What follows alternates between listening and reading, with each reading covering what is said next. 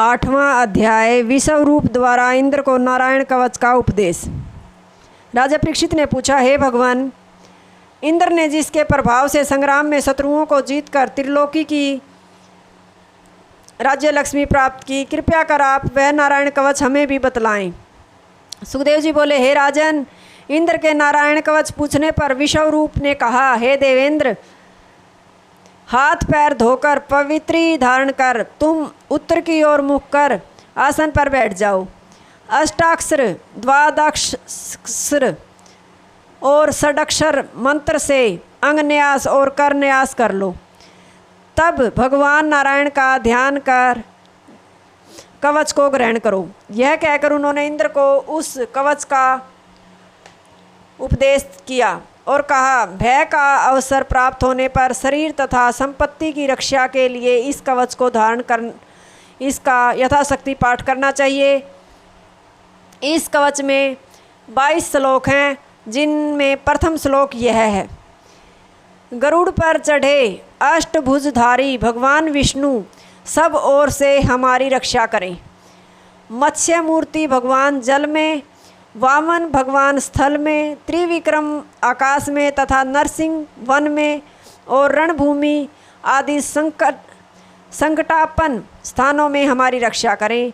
वराह भगवान मार्ग में, परशुराम पर्वतों के शिखर पर, भगवान राम प्रवास में, नर नारायण गरव तथा मारण आदि प्रयोग से, दत्तात्रेय योग में आने वाले विघ्नों से और कपिल भगवान कर्म बंधन से हमारी रक्षा करें।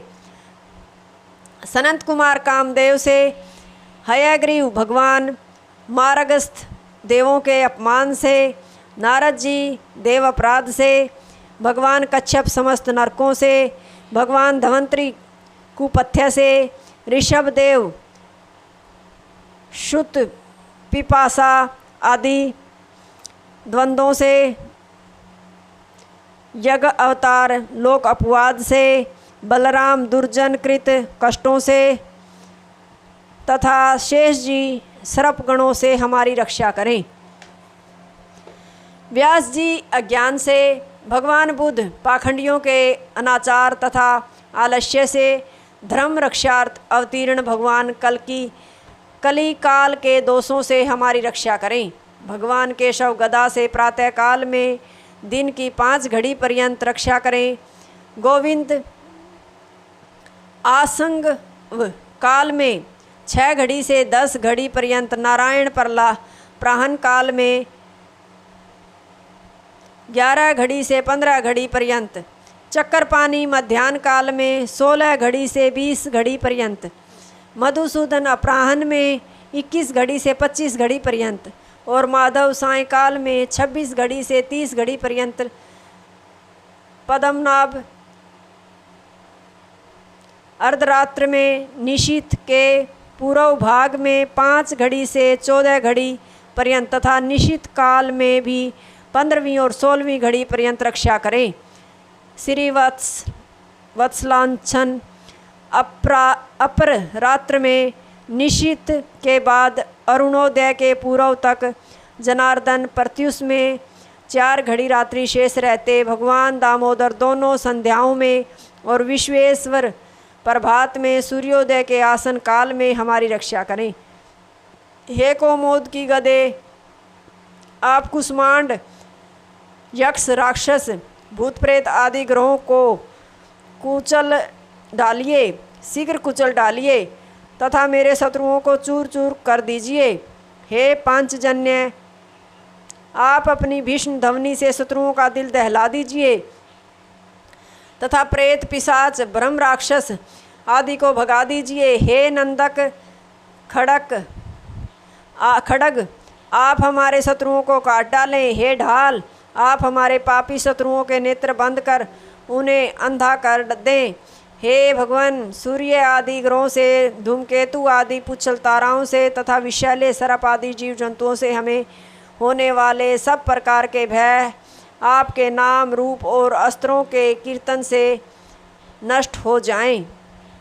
आपके वाहन गरुड़ जी समस्त अविद्या आदि क्लेशों से तथा आपके नाम रूप तथा आयुध भूत भौतिक समस्त आपत्तियों से हमारी रक्षा करें। भगवान नरसिंह दिशा विदिशा, नीचे ऊपर बाहर भीतर सब ओर से हमारी रक्षा करें।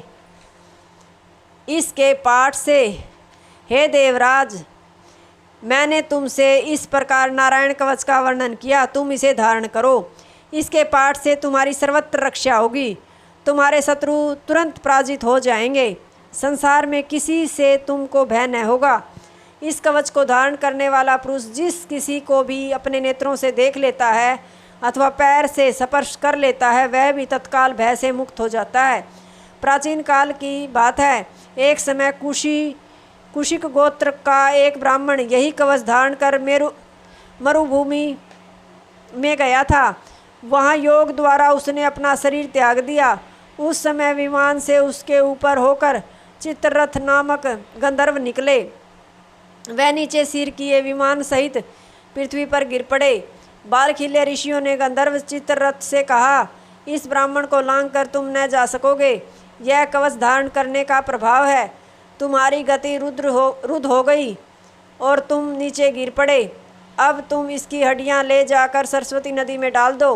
गंधर्व ने ऐसा ही किया। अनंतर वह उक्त कवच के प्रभाव से आश्चर्यवित हो अपने गंतव्य स्थान को चला गया। सुखदेव जी कहते हैं, राजन, जो मनुष्य भय के अवसरों पर इसका श्रवण तथा श्रद्धा भक्ति से पाठ करता है, उसके सामने सब शत्रु नतमस्तक हो जाते हैं एवं वह सब प्रकार के भयों से मुक्त हो जाता है। देवराज इंद्र ने इस प्रकार विषव रूप से इस वैष्णवी विद्या नारायण कवच को प्राप्त कर संग्राम में शत्रुओं को परास्त किया और गई हुई त्रिलोक्य की राज्य लक्ष्मी को पुनः प्राप्त किया। षष्ठ स्कंद का 8वां अध्याय समाप्त। हरिओम तत्सत।